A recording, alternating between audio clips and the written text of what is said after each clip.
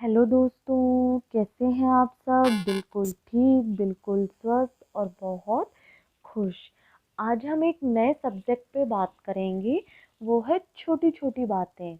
और ये छोटी छोटी बातें हम सब के जीवन में होती है। क्यों? क्योंकि हम सब एक फैमिली में रहते हैं। और आइए हम इन्हीं प्रॉब्लम को सॉल्व करते हैं। लेकिन सॉल्व करने से पहले इसकी शुरुआत हमें अपने से करनी है। हम अक्सर जो भी चीज़ सॉल्व करने चलते हैं वो दूसरों से करते हैं, इसीलिए प्रॉब्लम और भी ज़्यादा क्रिएट हो जाती है। तो प्रॉब्लम पहले किससे सॉल्व करेंगे? खुद से करेंगे। इसका एक एग्जाम्पल है कि जब भी हम मूवी देखते हैं और सुनते हैं तो हमें वो हमेशा याद रहती है।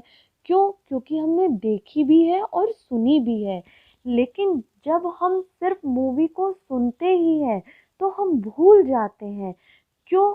क्योंकि वो सिर्फ हमने सुनी ही होती है, देखी हुई नहीं होती है। देखने के कारण वो हमें लॉन्ग लाइफ तक याद रहती है। ऐसे ही या हम सीखें या सिखाएं तो उसकी शुरुआत पहले अपने से करें। ठीक है?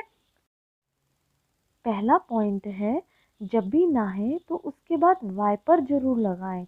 अक्सर हम नहाते तो ज़रूर हैं, लेकिन हम वाइपर नहीं लगाते हैं। क्योंकि हम ये सोचते ही नहीं हैं कि जो हमारे बाद आएगा वो गिर भी सकता है और फिसल भी सकता है। और ये हमारे साथ भी हो सकता है।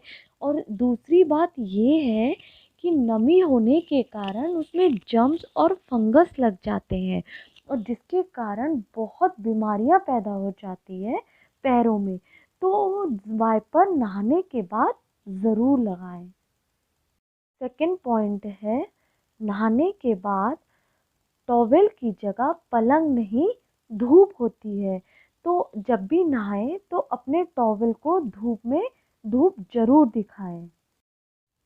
थर्ड पॉइंट है, जब भी कॉम्ब करें, कंघी करें, तो उसमें बाल को छोड़े नहीं, उसमें से बाल को निकाल कर डस्टबिन में डाल दीजिए। अक्सर लोग क्या करते हैं, कंघी करते हैं, कंघी में बाल को ही छोड़ देते हैं, और जो नीचे गिरे हैं वो नीचे ही गिरे रह जाते हैं, जो देखने में बिल्कुल अच्छे नहीं लगते हैं। तो आप जब भी कॉम्ब करेंगे तो अपने कॉम्ब में से बाल निकालिएगा और उसे डस्टबिन में डाल दीजिएगा। फोर्थ पॉइंट है, कभी भी खाना खाते समय टीवी नहीं देखें। इसके दो रीज़न है। पहला रीज़न है कि हमें पता ही नहीं चलता हमने क्या खाया और कितना खाया, हमेशा ओवर ईटिंग हो जाती है। और दूसरा रीज़न ये है कि जिस एनर्जी से आप टीवी देखते हैं वही एनर्जी आपके अंदर आती है, चाहे वो पॉजिटिव हो या नेगेटिव हो, और वैसे ही भाव फिर आपके बनते हैं। तो कोशिश करिएगा कि आप खाना खाने के बाद देख लीजिए, पर खाना खाते समय एक धीरे धीरे कम करते जाइएगा। फिफ्थ पॉइंट है कि आप उतना ही खाना लें जितना आप खा सकें। अक्सर लोग पूरी थाली एक साथ भर लेते हैं और वो उतना खाया भी नहीं जाता है, और एज इट इज़ वो डस्टबिन में डाल देते हैं। देखिए कितना दुख लगता है कि कितना सारा खाना वेस्ट हुआ, और यही खाना किसी का पेट भी भर सकता था। आप ऐसा कर सकते हैं कि आप एक एक चीज़ लीजिए, इंजॉय करिए और उसे खाइए। शुक्राने अदा करिए कि आपको ये भोजन मिल रहा है। कुछ लोग तो ऐसे होंगे जो भोजन के लिए तरस रहे होंगे।